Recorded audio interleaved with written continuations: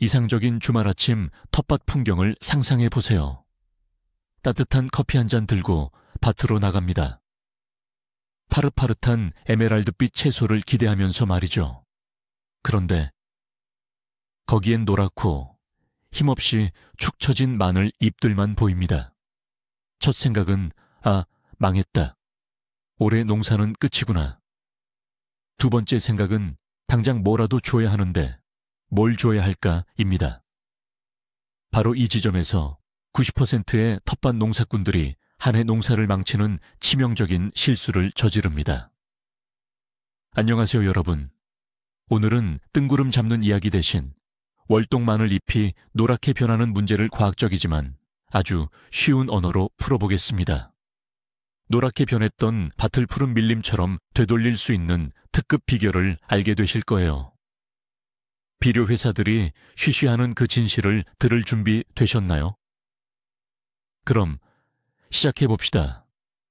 화학약품을 들고 전투에 뛰어들기 전에 우리가 다루고 있는 것이 어떤 작물인지부터 제대로 이해해야 합니다. 월동 마늘은 식물 세계의 진정한 스파르타인입니다. 우리는 차가운 땅에 심고 눈 아래서 겨울을 나게 합니다. 그러다 땅이 아직 얼음장처럼 차가울 때 가장 먼저 잠에서 깨어나는 작물이죠. 그리고 바로 이 지점에 모든 문제의 근원이 숨어 있습니다. 상상해 보세요. 새벽 5시에 깨어나자마자 추운 곳으로 쫓겨나서 아침 식사도 못하고 마라톤을 뛰어야 하는 상황이라고요. 이른 봄, 여러분의 마늘이 딱 그런 기분일 겁니다. 뿌리는 아직 얼어붙은 땅 속에 갇혀 있는데 잎은 벌써 햇빛을 받고 있습니다. 이 불균형이야말로 대부분의 현상을 이해하는 핵심입니다. 차가운 발, 뜨거운 머리라는 이 상태를 반드시 기억해 두세요. 우리의 조사는 바로 여기서부터 시작될 테니까요. 가장 분명하지만 많은 분들이 놓치기 쉬운 원인부터 시작해 볼게요. 바로 단순한 저온 스트레스입니다. 여기서 말하는 추위는 석 달 전 겨울이 아니라 바로 늦봄의 서리, 즉 봄 냉해를 의미합니다. 작동 방식을 보세요. 마늘은 매우 일찍 싹을 틔웁니다. 낮에는 햇볕이 따뜻하게 내리쬐면서 잎이 활발하게 자라기 시작하고 세포에 물이 가득 채워지죠. 그런데 밤이 되면 기온이 영하로 떨어집니다. 잎 끝 세포 속의 물이 얼면서 팽창하고 결국 세포벽을 찢어버리게 됩니다. 아침에 해가 뜨면 얼음은 녹지만 이미 세포는 죽은 상태죠. 그 부분이 말라버리면서 노랗게 변하는 겁니다. 이건 과학, 즉 물리학의 영역이라 반박할 수 없습니다. 만약 잎이 끝, 정말 몇 센티미터 정도만 노랗게 변했고 나머지 잎은 여전히 녹색의 탄력이 있다면 안심하셔도 됩니다. 이는 대부분 기온차가 심한 온도 널뛰기의 후유증일 뿐입니다. 날씨가 안정되면 식물은 스스로 이 어려움을 극복해낼 겁니다. 하지만 우리가 약간의 도움을 주어 이 충격에서 더 빨리 회복하도록 도울 수는 있습니다. 온도 스트레스 피해 복구를 이야기할 때 당장 거름이나 질산 비료 같은 건 잠시 잊으셔도 됩니다. 지금 우리에게 필요한 건 식물용 한구울제입니다. 네, 진짜 그런 게 있어요. 에피브라시놀라이드, 이핌라시놀리데 또는 지르콘, 실촌. 성분의 제제들이 바로 이럴 때 필요한 특효약입니다. 이게 어떻게 작동할까요? 사용법은 간단합니다. 보통 1ml 정도 되는 앰플 한 병을 물 2~5리터에 희석하면 됩니다. 여기서 중요한 팁이 있습니다. 물이 너무 차갑지 않고 미지근해야 효과가 좋습니다. 약을 칠 때는 한낮 해가 강할 때 말고 저녁 무렵이나 흐린 날을 골라서 잎에 뿌려주세요. 이 물질들은 식물의 내부 자원을 활성화하고 손상된 세포막을 복구하도록 돕는 역할을 합니다. 마치 정류장에서 얼어붙은 사람에게 따뜻한 차를 건네는 것과 같아요. 차를 마신다고 배가 부르진 않지만 몸이 따뜻해지고 정신을 차리게 되죠. 그러니 만약 냉해, 저온 피해가 원인이라면 단 한 번의 처리만으로도 마늘의 황변 현상을 막고 생기를 되찾게 해줄 수 있습니다. 이제 두 번째 이유이자 아마도 가장 흔한 원인일 것입니다. 바로 질소 결핍에 대해 이야기해 보겠습니다. 그런데 가을의 밭에 충분히 영양분을 공급했음에도 불구하고 왜 꼭 봄에만 이런 현상이 생기는 걸까요? 흙을 냉장고라고 한번 상상해 보세요. 냉장고 안에는 먹을 것이 가득하지만 그 모든 것이 꽁꽁 얼어있는 상태입니다. 흙 속의 질소는 보통 토양 박테리아가 깨어나야만 뿌리가 흡수할 수 있는 형태로 존재합니다. 그런데 이 박테리아는 따뜻한 걸 좋아하는 생물입니다. 땅이 적어도 섭씨 6도에서 8도까지 따뜻해져야만 박테리아가 활동을 시작합니다. 마늘 뿌리 역시 차가운 땅에서는 아주 느리게 움직입니다. 결국 역설이 생기는 겁니다. 먹을 건 분명히 있는데 그걸 가져다 쓸 수가 없는 거죠. 그래서 식물은 새로운 잎을 키우기 위해 기존의 오래된 잎에 있는 질소를 끌어다 쓰는 비상 조치에 들어갑니다. 이것이 바로 아레시피나 잎의 끝부분부터 노랗게 변하기 시작하는 이유입니다. 식물이 성장점, 즉 새싹을 위해 아레시피를 희생하는 것이죠. 자, 마늘이 영양 부족으로 고통받고 있다는 걸 알았습니다. 보통 텃밭을 가꾸는 분들은 이때 어떻게 대처할까요? 바로 요소 비료 요소, 즉 카바마이드를 꺼내 밭에다가 그냥 듬뿍 뿌리죠. 하지만 이른 봄에 이렇게 하는 건 정말 큰 실수입니다. 제 말 잘 들어보세요. 이거 알고 계시면 돈을 아끼실 수 있습니다. 요소는 질소의 아미드 형태입니다. 이 질소가 식물이 흡수할 수 있는 형태로 바뀌려면 우리가 아는 그 토양 박테리아가 관여하는 복잡한 변환 과정을 거쳐야 해요. 그런데 박테리아는 땅이 차가우면 활동을 안 하잖아요. 4월에 찬 땅에 요소를 뿌리는 건 그냥 돈을 허공에 날리는 셈입니다. 땅이 따뜻해질 때까지 2, 3주 동안은 그냥 아무 효과 없이 헛되이 묵혀있게 되죠. 하지만 마늘은 질소가 당장, 바로 이 순간 필요한데 말이죠. 그러지 않으면 성장할 수 있는 잠재력을 놓쳐버립니다. 요소는 분명 훌륭한 비료입니다. 하지만 옷깃 여미는 점퍼가 아니라 티셔츠 한 장만 입고 밭에 나갈 수 있을 정도로 따뜻해진 좀 더 늦은 시기에 사용하는 것이 좋습니다. 그렇다면 요소가 효과가 없을 땐 어떻게 해야 할까요? 이때 우리의 구원투수 질산 암모늄이 등장합니다. 이 이름 꼭 빨간 펜으로 메모해 두세요.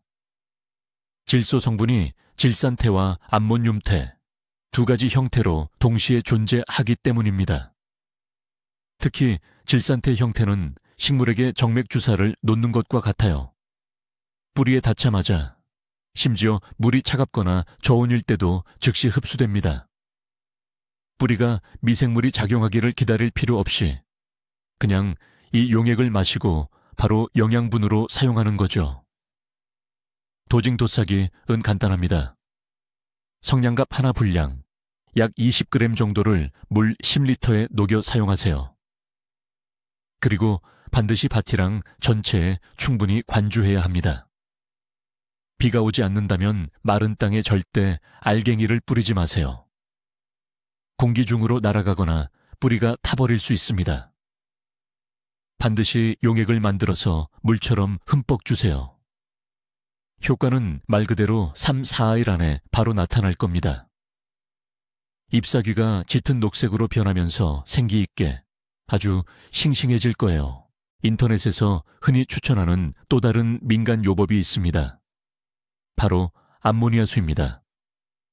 소문에 따르면 약국에서 사서 밭에 뿌려주기만 하면 만사형통이라고 합니다.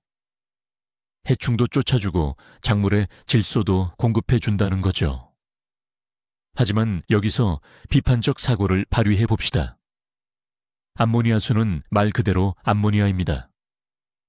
맞습니다. 질소 성분이 들어있죠. 첫째, 암모니아는 휘발성이 매우 강합니다.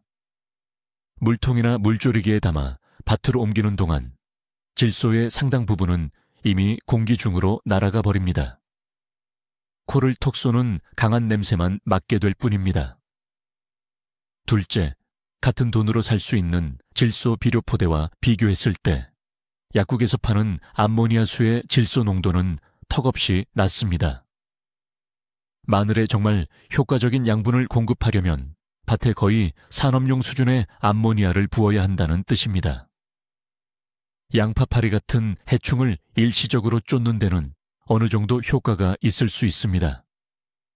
하지만 영양분을 공급하는 측면에서는 매우 비싸고 비효율적인 방법입니다. 전문 비료는 괜히 개발된 것이 아닙니다. 이왕이면 검증된 전문 비료를 사용하시길 바랍니다. 하지만 질소만으로는 충분치 않을 때가 있습니다. 질소 비료를 줬는데도 일주일 뒤에 마늘이 여전히 노랗고 축 처져 있다면 이때는 잎이 노랗게 변하는 패턴을 자세히 살펴봐야 합니다. 마냥 마치 라이터로 가장자리를 살짝 태운 것처럼 잎의 끝부분이 노랗게 변하면서 그 부분이 마른다면 이것은 전형적인 칼륨 결핍 증상입니다. 칼륨은 수분 균형과 작물의 면역력을 담당합니다. 칼륨이 부족하면 작물이 수분을 붙잡아 두지 못해서 잎이 탄력을 잃고 힘없이 늘어집니다. 칼륨은 특히 모래 토양에서 눈 녹은 물 등에 쉽게 씻겨 내려가기 때문에 결핍이 흔하게 발생합니다. 이러한 결핍을 빠르게 채워주는 것이 중요합니다. 가장 좋은 선택은 황산 칼륨입니다. 물에 잘 녹고 흡수 속도도 빠릅니다. 염화 칼륨은 사용하지 않는 것이 좋습니다. 마늘은 다른 많은 작물과 마찬가지로 염소 성분을 그리 좋아하지 않기 때문입니다. 이제 제 나무 태운제 이야기를 해볼게요. 많은 분들이 굳이 비료를 왜 써요? 난 화목난로에 재가 넘치는데 라고 생각하실 겁니다. 맞아요. 재는 정말 좋은 재료예요. 칼륨, 칼슘, 인을 비롯해서 다양한 미량 원소들이 풍부하게 들어 있습니다. 하지만 여기서 중요한 단점 하나가 있습니다. 재에 들어있는 칼륨 성분은 식물이 바로 흡수하기 어려운 형태로 존재해요. 그래서 밭에 그냥 재만 흩뿌려서는 효과를 당장 보기가 어렵습니다. 재를 활성화시키기 위해서는 이른바 재우린 물을 만들거나 식초를 사용해서 반응을 시켜줘야 합니다. 물 10리터, 즉 한 통 기준으로 재 한 컵을 넣고 9%짜리 식초도 한 컵 넣어주세요. 이때 쉬익 소리와 함께 거품이 나는 건 자연스러운 현상입니다. 이 반응을 통해 영양소가 킬레이트 형태, 다시 말해 식물이 흡수하기 아주 쉬운 형태로 바뀌는 겁니다. 이 용액으로 작물에 물을 주면 아주 효과가 좋습니다. 다만 재는 흙을 알칼리성으로 만든다는 점을 명심해야 합니다. 만약 현재 여러분의 토양이 이미 알칼리성이라면 이 재활용법을 사용할 때에는 정말 조심하셔야 합니다. 얘기가 나온 김에 토양 산도 pH 이야기를 좀 해볼게요. 이 산도 조절은 많은 분이 간과하는 밭작물 수확량의 숨은 암살자입니다. 마늘은 중성 토양을 좋아합니다. 만약 흙이 산성이라면 정말 끔찍한 일이 벌어집니다. 밭에 아무리 비료를 쏟아부어도 작물이 그걸 먹지 못하게 됩니다. 산성 환경에서는 영양분이 물에 녹지 않는 불용성 화합물로 바뀌어 버리거든요. 계속 거름을 주는데도 마늘은 노랗게 변하고 시들시들해지는 거죠. 그럼 흙이 산성인지 어떻게 확인해야 할까요? 가장 쉬운 방법은 잡초를 확인해 보는 겁니다. 밭에 쇠뜨기, 질경이, 별꽃 같은 잡초가 신나게 자라고 있다면 그건 흙이 산성이라는 확실한 증거입니다. 아니면 원예점에서 파는 리트머스 종이를 구매하세요. 그거 정말 저렴합니다. 테스트 결과 산성으로 나왔다면 당장 토양을 중화시켜야 합니다. 하지만 봄철에는 중화 작업이 까다롭습니다. 특히 생석회, 고토석회를 지금 뿌리기엔 이미 늦었어요. 독해서 작물에 피해를 줄 수 있거든요. 만약 지금 봄의 땅이 산성이라는 걸 확인하셨다면 약한 중화제를 사용하세요. 그 중에서도 석회고토 비료나 백묵가루, 분필가루가 가장 좋습니다. 석회수를 만들어 사용할 수도 있습니다. 10리터 물에 석회고토나 백묵 1컵을 섞으면 됩니다. 잘 저어서 하얀 현타객이 되도록 만든 다음 작물 사이에 이랑골릴제 충분히 뿌려주세요. 이렇게 하면 토양의 산도 pH를 부드럽게 교정하고 칼슘과 마그네슘을 공급하며 다른 필수 영양소의 흡수를 막던 문제를 해결해 줍니다. 이런 간단한 석회수 살포만으로 마늘 잎이 눈 깜짝할 사이에 파랗게 변하는 경우가 많습니다. 땅속에 그대로 잠자고 있던 질소나 인산 같은 영양소들을 마늘이 드디어 흡수할 수 있게 되기 때문이죠. 말하자면 식자재 창고에 잠겨있던 문을 활짝 여는 것과 같은 효과입니다. 또 다른 흔한 원인은 바로 심는 깊이입니다. 순전히 기술적인 문제이면서도 아주 흔하게 발생하는 실수이죠. 가을에 마늘을 심을 때를 한번 떠올려 보십시오. 만약 마늘 쪽을 너무 깊게, 예를 들어 10에서 15cm 정도 묻었다면 식물은 빛을 보기 위해 엄청난 양의 에너지를 소모해야만 합니다. 차가운 흙에 두꺼운 층을 뚫고 올라오는 과정에서 마늘 쪽이 지닌 양분을 모두 고갈시키게 됩니다. 결국 잎이 땅 위로 나왔을 때쯤에는 이미 약해져 힘이 없고 무기력하게 노랗게 변하는 것이죠. 안타깝게도 이미 심어진 마늘 쪽을 다시 끌어올릴 수는 없습니다. 우리가 해야 할 일은 이러한 마늘에게 완벽한 관리를 제공하는 것입니다. 뿌리의 공기가 잘 통하도록 흙을 부드럽게 해주고 이 마라톤 같은 성장에 소모된 에너지를 보충하기 위해 집중적으로 영양을 공급해 주어야 합니다. 반대로 마늘을 너무 얕게 심으면 흙으로 살짝만 덮으면 정반대의 문제가 발생합니다. 겨울철이나 봄서리 기간에는 마늘 쪽이 얼어버릴 수 있습니다. 뿌리 시스템이 냉해를 입어 손상되면 물과 영양분을 제대로 흡수하지 못하게 됩니다. 이럴 때 잎은 노랗게 변하는 것으로 이상 신호를 보냅니다. 확인해 보세요. 마늘 줄기 주변의 흙을 조심스럽게 파보면 알 수 있습니다. 만약 마늘 쪽이 거의 표면에 있다면 즉시 멀칭을 해 주어야 합니다. 그 위에 부엽토, 피트모스 또는 일반 퇴비를 3-4cm 두께로 덮어주세요. 이렇게 하면 뿌리를 위한 담요가 되어 수분을 유지하고 냉해를 입은 뿌리를 급격한 온도 변화로부터 보호할 수 있습니다. 멀칭은 여러분의 마늘을 위해 할 수 있는 최고의 조치라고 할 수 있습니다. 자, 이제 물 관리에 대해 이야기해 봅시다. 봄철에는 눈이 녹은 뒤라 땅이 충분히 젖어 있다고 생각해서 굳이 물을 줘야 할까? 의문이 들 수 있습니다. 하지만 날씨는 생각보다 변덕이 심합니다. 바람이 불고 건조한 4월이나 5월이 오면 흙 표면이 단 며칠 만에 바싹 마를 수 있습니다. 마늘의 뿌리가 그렇게 깊지 않다는 점을 기억하세요. 만약 수분이 부족하면 마늘은 생존을 위해 수분 절약 모드에 들어가고 잎 끝부터 노랗게 변하면서 잎을 버리기 시작합니다. 흙 속을 손가락 한마디 깊이로 찔러 넣어 수분 상태를 확인해 보세요. 만약 건조하다면 물을 주셔야 합니다. 하지만 그렇다고 해서 밭을 질퍽한 늪처럼 만들어서도 안 됩니다. 물이 고여서 빠지지 않으면 뿌리가 산소 부족으로 숨을 쉴 수 없게 됩니다. 그러면 뿌리가 썩기 시작하고 놀랍게도 잎이 다시 노랗게 변하는 현상이 나타납니다. 이런 상황이라면 서둘러 배수로 물길을 파서 물을 빼내야 하고 쇠스랑 또는 삼지창 같은 도구를 고랑 사이에 깊숙이 찔러 넣고 살짝 흔들어 주어 공기가 뿌리까지 잘 통하도록 흙을 깊이 파줘야 합니다. 비료와 날씨 이야기는 했지만 진짜 무서운 적은 따로 있습니다. 바로 해충기죠. 그 중에서도 악명 높은 것이 양파파리, 고자리파리입니다.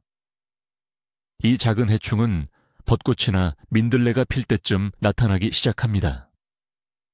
녀석들은 마늘 근처 땅속에 알을 낳는데 부화한 애벌레는 뿌리나 줄기 안으로 파고들어 마늘을 썩게 만들고 잎이 노랗게 변하게 하죠. 만약 잎이 노래진 마늘 하나를 뽑아 구근을 자세히 살펴보세요. 작은 흰 벌레나 파먹은 흔적이 보인다면 상황이 심각한 겁니다. 이 파리들은 질소 비료로는 절대 잡을 수 없습니다. 강력한 화력이 필요합니다. 친환경적인 방법을 원하신다면 담뱃가루와 젤을 1:1로 섞어 밭에 뿌리세요. 이 강한 냄새가 파리의 후각을 교란시켜 접근을 막아줍니다. 하지만 피해가 너무 심각하다면 다이아지논 성분의 농약 같은 살충제를 사용해야 합니다. 반드시 사용 설명서를 따르고 수확 직전에는 절대 사용하시면 안 됩니다. 이보다 더 은밀하고 위험한 적이 있습니다. 바로 줄기 선충입니다. 선충은 육안으로는 보이지 않는 미세한 벌레이지만 일단 감염되면 그 피해는 매우 심각합니다. 잎이 단순히 노랗게 변하는 수준을 넘어 뒤틀리고 변형되며 밝은 세로줄 무늬가 나타납니다. 줄기 아랫부분은 푸석푸석해지거나 무르게 되고 여기서 불쾌한 썩는 냄새가 나기 시작합니다. 만약 이러한 식물을 발견했다면 흑제 통째로 캐내어 밭에서 멀리 떨어진 곳으로 옮겨야 합니다. 가능하면 소각하는 것이 가장 좋습니다. 선충은 토양에서 박멸하는 것이 극히 어렵습니다. 사실상 어떤 화학약품으로도 제대로 잡기 어렵습니다. 유일한 방제 방법은 철저한 검역, 건강하지 못한 파종 재료의 선별, 폐기, 그리고 반드시 작물 돌려짓기, 즉 윤작을 지키는 것입니다. 같은 장소에 양파나 마늘을 심었다면 최소 4년간은 그 자리에 다시 마늘을 심지 않도록 해야 합니다. 이제 병해로 넘어가 보겠습니다. 바로 시드름병 또는 밑동썩은병이라고 불리는 푸사리움병입니다. 이 병은 따뜻하고 습한 날씨를 특히 좋아하며 발생하는 곰팡이성 질병입니다. 곰팡이 포자는 흙 속에서 수년간 생존하거나 심을 때 사용하는 종구를 통해 유입될 수 있습니다. 푸사리움병에 걸리면 잎이 끝부터 노랗게 변색되기 시작하며 이 진행 속도가 매우 빠릅니다. 만약 구근을 파보면 뿌리가 썩어 있거나 갈색으로 변해 있거나 아예 없을 수도 있습니다. 그리고 밑동 부분에는 핑크빛 또는 흰색을 띠는 균사체, 즉 곰팡이 덩어리가 보일 수 있습니다. 이 단계에서는 해당 식물을 치료하기에는 이미 늦었으므로 즉시 제거해야 합니다. 하지만 주변의 식물들은 살릴 수 있습니다. 밭 전체에 살균제 용액을 뿌려서 방제해 주세요. 예를 들어 강력한 화학 성분이 부담스럽지 않다면 푼다졸, 푼다솔 같은 약재를 혹은 좀 더 순하지만 효과적인 트리코더마 기반의 생물학적 제재를 사용하시면 좋습니다. 참, 트리코데르마에 대해 이야기해 볼게요. 트리코데르마는 푸사리움 같은 유해한 곰팡이를 잡아먹는 아주 이로운 토양균입니다. 이 균을 밭에 심어주는 건 미리 해두는 게 가장 좋지만 지금 하셔도 괜찮습니다. 트리코데르민이나 글리오클라딘 같은 정제 형태의 제품을 구매하세요. 이 알약을 작물 주변 땅에 묻거나 물에 희석해서 용액으로 뿌려주시면 됩니다. 그러면 트리코데르마가 증식하면서 마늘뿌리 주변의 토양을 정화하고 말 그대로 해로운 경쟁자들을 먹어치우기 시작합니다. 이건 치료 목적뿐만 아니라 예방에도 작용하는 훌륭한 생물학적 방제법입니다. 게다가 트리코데르마의 대사활동으로 생긴 부산물은 식물의 생장 촉진제 역할까지 합니다. 텃밭 환경에 전혀 해를 끼치지 않는 일석이조의 효과를 누릴 수 있는 거죠. 자주 발생하는 또 다른 질병은 바로 녹병입니다. 잎의 금속에 녹이 새운 것처럼 주황색의 볼록한 반점들이 생겨납니다. 이후 이 반점들은 검게 변하며 결국 잎이 말라 죽게 되죠. 녹병 포자는 대개 바람을 타고 날아오는데요. 초기에 반점을 발견했다면 밭 전체가 누렇게 변할 때까지 기다리지 마십시오. 즉시 구리 성분의 약재로 방제해야 합니다. 1% 보르도액이나 옥시염화구리 같은 동제 살균제 제품이 효과가 좋습니다. 하지만 구리 약재는 접촉성 살균제라는 점을 명심해야 합니다. 따라서 잎의 앞면과 뒷면 전체를 구석구석 꼼꼼하게 살포해야 합니다. 그리고 약액이 땅으로 줄줄 흘러내리지 않도록 주의하십시오. 만약 수확 시기까지 아직 시간이 많이 남았다면 잎 속으로 침투하여 내부에서부터 치료하는 침투성 살균제를 사용할 수도 있습니다. 이 약재들은 더 효과적이지만 수확대기 기간이 길다는 단점이 있습니다. 마늘 재배를 망치는 흔한 오해를 하나 더 풀어보겠습니다. 일부 텃밭 농가에서는 비료는 많을수록 좋다고 생각해서 퇴비, 재, 과인산석회, 질산염 등 온갖 종류를 한 통에 마구 섞어 사용합니다. 하지만 이렇게 하시면 절대 안 됩니다. 일부 성분들은 섞였을 때 화학 반응을 일으켜서 쓸모없는 앙금 침전물로 변하거나 심지어 독성이 강한 화합물을 만들어내기도 합니다. 예를 들어 암모니아타의 비료, 암모늄 질산염납은 재나 석회 같은 알칼리성 성분과 섞으면 안 되는데 이렇게 되면 중요한 암모니아가 공기 중으로 모두 날아가 버립니다. 과인산석회는 물에 잘 녹지 않는 성질이 있어서 오히려 가을에 밭을 깊게 갈아엎을 때 넣어주는 것이 효과적입니다. 봄철에는 물에 잘 녹는 용해성 형태의 비료만 사용해야 합니다. 명심하십시오. 비료를 과하게 주어 토양의 염류집적 소금 독성을 일으키는 것보다 차라리 부족하게 주는 것이 훨씬 낫다는 원칙을 지켜야 합니다. 저희 마늘 살리기 전략의 마지막 20번째 항목입니다. 바로 마그네슘과 미량 원소에 관한 내용이죠. 때때로 마늘 잎 전체가 아니라 잎맥 사이만 노랗게 변하는 현상이 나타나는데 이를 엽록소 결핍 현상, 즉 클로로시스라고 합니다. 이는 마그네슘이나 철분이 부족할 때 생길 수 있습니다. 원예 용품점에서는 사이토비트 같은 킬레이트 형태의 복합 미량 원소 비료를 구할 수 있습니다. 아니면 흔한 황산 마그네슘을 사용해도 좋습니다. 질소 비료와 함께 물 한 통, 즉 10리터에 황산 마그네슘 한 스푼만 섞어주어 보세요. 정말 놀라운 효과를 보실 겁니다. 마그네슘은 잎을 녹색으로 만드는 색소, 바로 엽록소의 핵심 성분이기 때문입니다. 봄철 마늘 영양제에 마그네슘을 추가해보세요. 이웃들이 부러워할 만큼 깊고 풍부한 에메랄드빛, 선명한 녹색 잎을 얻게 될 것입니다. 자, 이제 마늘 재배를 위한 완벽한 액션 플랜이 여러분 손에 있습니다. 머릿속이 복잡하지 않도록 핵심만 깔끔하게 정리해 볼게요. 첫째, 서리가 내려 잎 끝이 노랗게 변했더라도 당황하지 마세요.